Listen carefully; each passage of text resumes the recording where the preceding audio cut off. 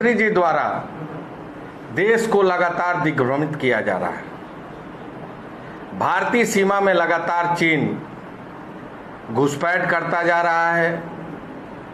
प्रधानमंत्री जी एक शब्द नहीं बोल रहे हैं।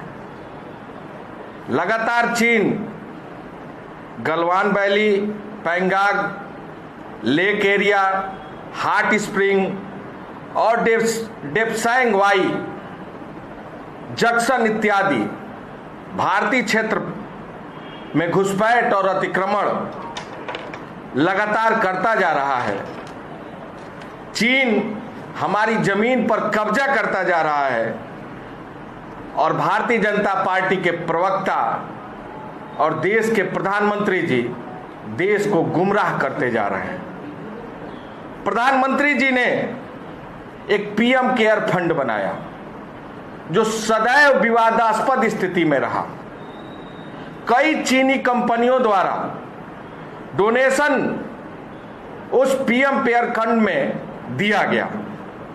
विवादास्पद पीएम केयर फंड को संवैधानिक संस्था ना आरटीआई के अंतर्गत रखा गया और ना उसे कैग द्वारा जांच करने की अनुमति भी प्राप्त है। यह पूरी तरह इस बात को साबित करता है कि यह फंड न पारदर्शी है और न ही जवाबदेही देश के प्रति है। भारत के प्रधानमंत्री श्री नरेंद्र मोदी जी जब मुख्यमंत्री थे तो 4 बार चीन की यात्रा किए और प्रधानमंत्रित्व कार्यकाल में लगभग 5 बार अब तक वह चीन की यात्रा कर चुके हैं। एक रिपोर्ट बताती है कि 20 मई 2020 तक पीएम केयर फंड में लगभग 9,678 करोड़ रुपया, जो कि चौंकाने वाली रिपोर्ट है। हम माननीय प्रधानमंत्री जी से कुछ सवालों का जवाब चाहते हैं। सन 2013 में चीन के घुसपैठ की घटना के बावजूद प्रधानमंत्री जी ने पीएम केयर फंड जैसे फंड में चीन की कंपनियों का पैसा क्यों रिसीव किया? क्या प्रधानमंत्री मोदी जी ने चीन की विवादास्पद कंपनी हुआवेई कंपनी से 7 करोड़ रुपया रिसीव नहीं किया? क्या हुआवेई कंपनी का चीन की पीपुल्स लिबरेशन आर्मी के डायरेक्ट कनेक्शन नहीं है? क्या चीन की कंपनी टिकटॉक के ने विवादास्पद पीएम केयर फंड में 30 करोड़ रुपया का डोनेशन नहीं दिया? क्या पेटीएम कंपनी जिसमें 38% चीन की हिस्सेदारी है उसमें 100 करोड़ रुपए पीएम केयर फंड में दिए? क्या चीन की कंपनी शाओमी ने विवादास्पद पीएम केयर फंड में 15 करोड़ रुपए का अनुदान नहीं दिया? क्या प्रधानमंत्री जी मोदी ने एनआरएफ को प्राप्त डोनेशन का विवादास्पद पीएम केयर फंड में डाइवर्ट कर दिया और कितने 100 करोड़ रुपया डाइवर्ट किया?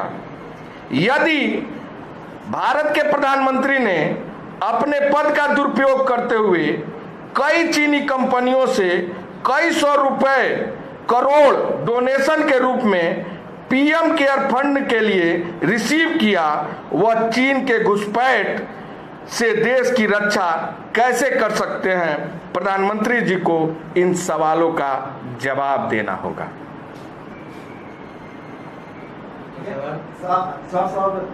बिल्कुल। आज देश के गृह मंत्री ने कहा है कि जिस तरह के सवाल उठा रहे हैं, जो हैशटैग चला रहे हैं, चाइना और पाकिस्तान में हैशटैग चल रहा, राहुल गांधी को बयान दे रहे हैं, उनको अगर 1962 से लेकर अब तक किसी बात करनी है तो आ जाए, तो हाथ हो जाए। निश्चित रूप से हमारी पार्टी पूरी तरह तैयार है और पहले दिन से ही लगातार संसद में बहस करने के लिए पार्टी ने सबसे पहले न्योता दिया था। इस समय सरकार की जवाबदेही है और सरकार में देश के गृह मंत्री श्री अमित शाह हैं, रक्षा मंत्री श्री राजनाथ सिंह जी हैं और देश के प्रधानमंत्री श्री नरेंद्र मोदी जी हैं। देश चाहता है कि उन 20 जवान जो हमारे शहीद हुए हैं उनका आज बदला लिया जाए। देश की भावनाओं का सम्मान होना चाहिए। जब लगातार विपक्ष सवाल पूछ रहा है, आदरणीय राहुल गांधी जी सवाल पूछ रहे हैं, तो सरकार इतनी तिलमिलाहट में क्यों है? मैंने जितने प्रश्न पूछे, इस सवालों का जवाब तो प्रधानमंत्री जी को देना होगा, इस सरकार को देना होगा। ये सवाल आप लोग इसलिए पीएम से पूछ रहे हैं क्योंकि उन्होंने आरोप लगाया कि जो राजीव गांधी फाउंडेशन था उसमें डोनेशन चाइना से दिया गया। इस डोनेशन के बाद ये सवाल उठाए जा रहे हैं पीएम के। मुझे लगता है कि आज सरकार भारतीय जनता पार्टी की है। अगर कोई भी अनियमितता हुई है तो वो इस सरकार को जांच करने का अधिकार है। सरकार जांच करे, लेकिन आज इस सवालों से वो नहीं बच सकती।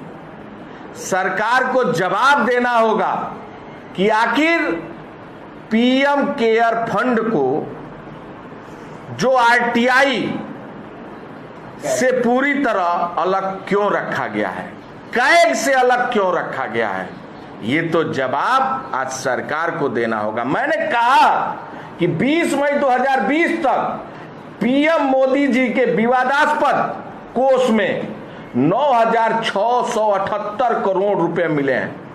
इसका जवाब तो माननीय प्रधानमंत्री जी को बताना होगा। आखिर कैग से और आरटीआई से इतनी दूरी क्यों? ये दोनों संवैधानिक संस्था हैं। अगर शायद आरटीआई और कैग के अंतर्गत जांच करने की अनुमति रहती, कोई भी व्यक्ति आरटीआई के अंतर्गत यह जान पाता कि उस पीएम केयर फंड में कितना पैसा है, तो पूरा देश जान सकता था और स्थिति स्पष्ट हो सकती थी। और चीन के तमाम कंपनियों से इन्होंने उस केयर फंड में डोनेशन लिया है। यह पूरा प्रमाण इस बात को साबित करता है कि यह सरकार पूरी तरह चीन के आगे अपने आप को सरेंडर कर चुकी है।